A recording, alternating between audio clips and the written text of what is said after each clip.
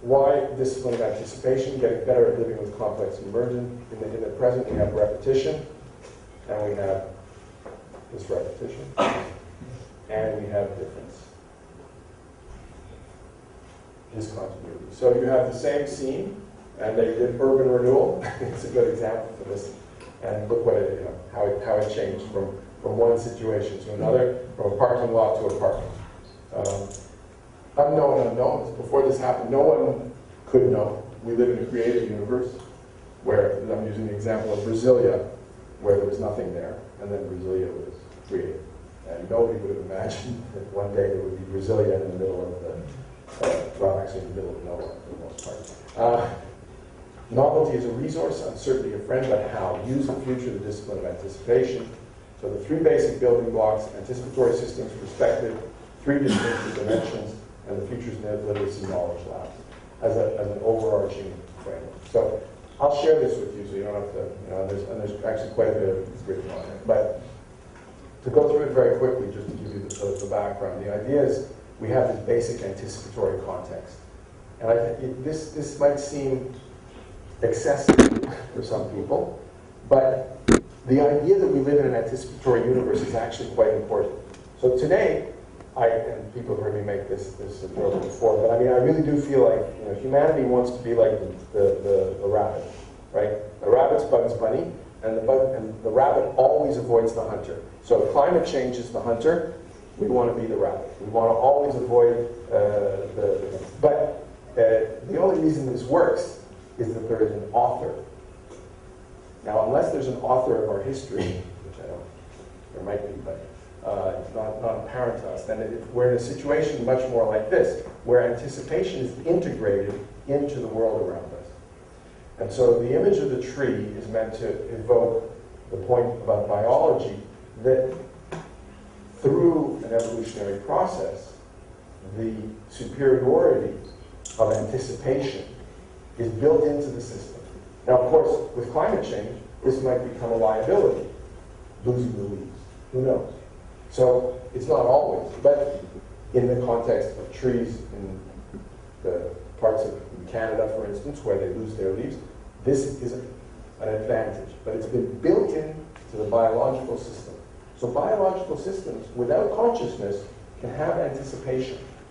Now, this is based on work by Robert Rosen on anticipatory systems.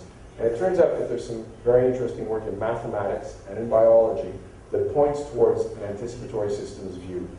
And this is the underlying kind of framework for thinking about anticipatory systems. I won't go into that in detail. Those of you who are interested, there's plenty of academic work going on around that.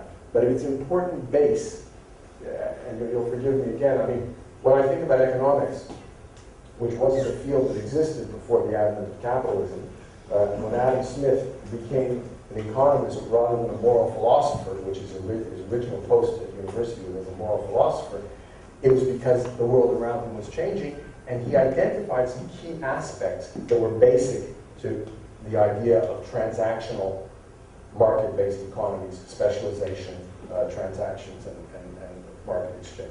So as we begin to identify the basics of foresight, I think of how we think about the future,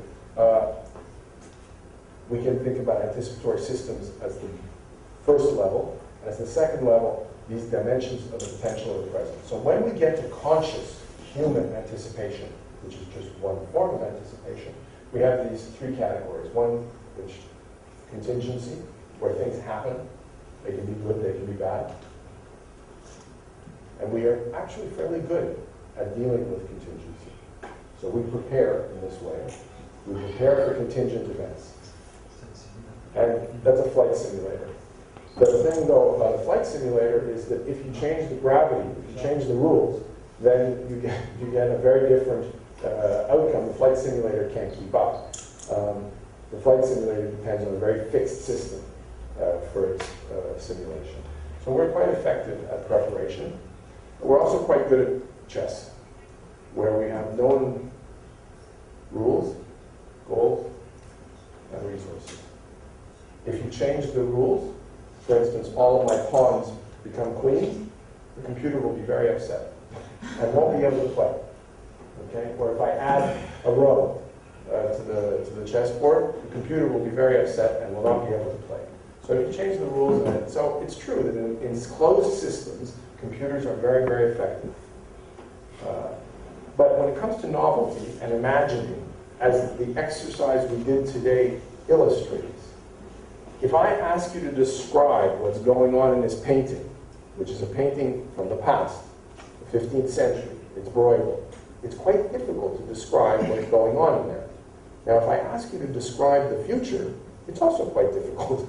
And so we have to have frameworks, categories, hypotheses, which allow us to describe the future. And very often we describe the future like this, which is easy, because we simply extrapolate. And we've been doing this kind of city, which, this is Shanghai with flying cars, for a very long time, for more than a century now, the flying cars and the skyscrapers. So how do we generate data on human anticipation? Well, for me, we've been doing that, and this is the point about Futures Literacy Knowledge Labs, okay? So the little simulation we've done here is about that. Using theory and testing to develop designs for collective intelligence processes that reveal and invent anticipatory assumptions, the way humans use the future. So you remember I said to you this morning that at level 1, when you talked about the future, you revealed your assumptions. And then when we had a discussion this morning on level 2, and you talked about inventing other assumptions, you also revealed your assumptions. So insofar as we can think about the future and create systems for revealing the assumptions, we are generating the data for future studies, for future thinking. Human anticipation consists of anticipatory assumptions, the choices we use to imagine the future. How can we detect human anticipatory information? I call these the no-labs, the microscopes of the 21st century. And here we have the challenge of thinking about embracing complexity. When we move into situations where we can't just assume simple and closed. So we need this microscope, which uses the future, to be able to understand and work with complexity more effectively. So the microscope of the 21st century, which is a way of kind of metaphor really for this concept, is to say, when the microscope was first invented, we were amazed by what we found in a drop of water.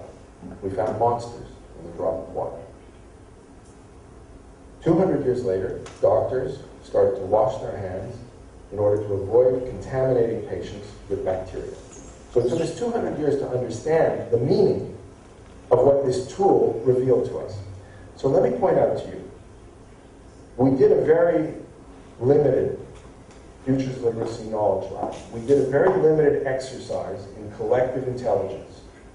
And we talked about why certain ideas came to the forefront, because we had certain people in the room, which is great. The raw material for the laboratory is what people have in their heads. That's like the chemicals that we use for a chemistry lab. Okay? But what do we do with those?